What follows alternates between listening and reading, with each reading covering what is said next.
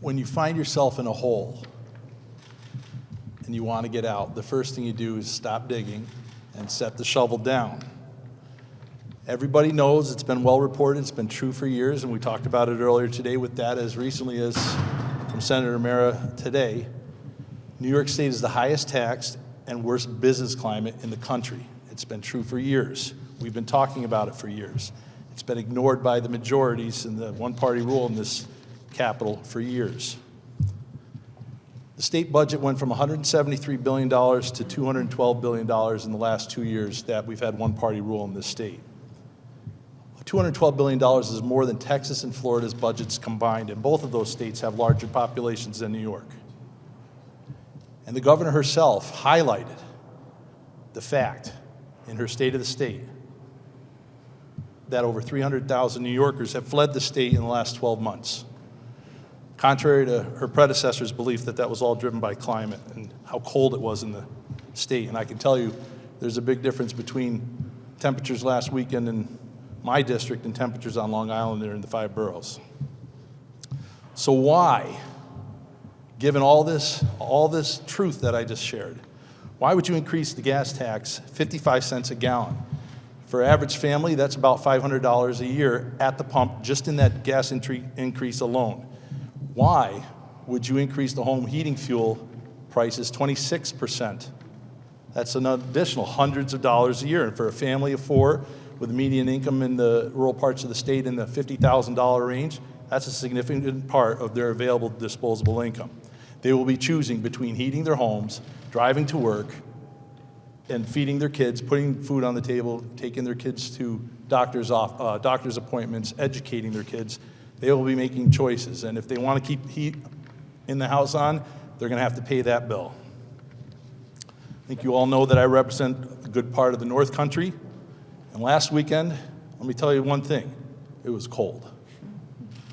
Many places in the North Country saw temperatures dip to below 20 below zero. And that is not unusual. That happens every winter, and it happens more than once or twice a winter. And it's never happened in New York City, and it's never happened in Long Island. The Democrats that have proposed this carbon tax that would hurt our farmers, hurt our seniors, hurt our businesses, and hurt our working families. My colleagues on the other side of the aisle pride themselves in the belief that New York is the most progressive state. This fuel tax would be the most regressive tax. We would have the highest fuel taxes in the country, and it would be hurting the very people that our colleagues on the other side of the aisle espouse to be the champions of. Sadly, we talked about this a year ago. This is not new. We were in this very room approximately 1 year ago today talking about the gas tax. What's happened in the last 12 months? Gas has increased $1 a gallon. It's $3.50 a gallon now on average. Inflation is at a 30-year high. We weren't talking about inflation a year ago. Inflation has run away like a freight train, and we're at a 30-year high. And again, 300,000 New Yorkers have said, I've had enough of this place. We are getting out. Somewhere Kurt Russell should be getting cued because it's about escape from New York. In the last year, we've had 2 roundtables to talk about the gas tax, one here in the Capitol, one in Western New York. I attended both of them. We heard from stakeholders all over the state about what an increased gas tax would do to them. Thousands of people, thousands of New Yorkers have signed a petition opposed to this very idea.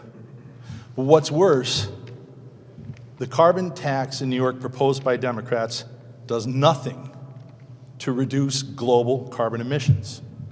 No other state, let alone another nation, let alone certainly China and Russia, are going to follow suit and cripple their own economies.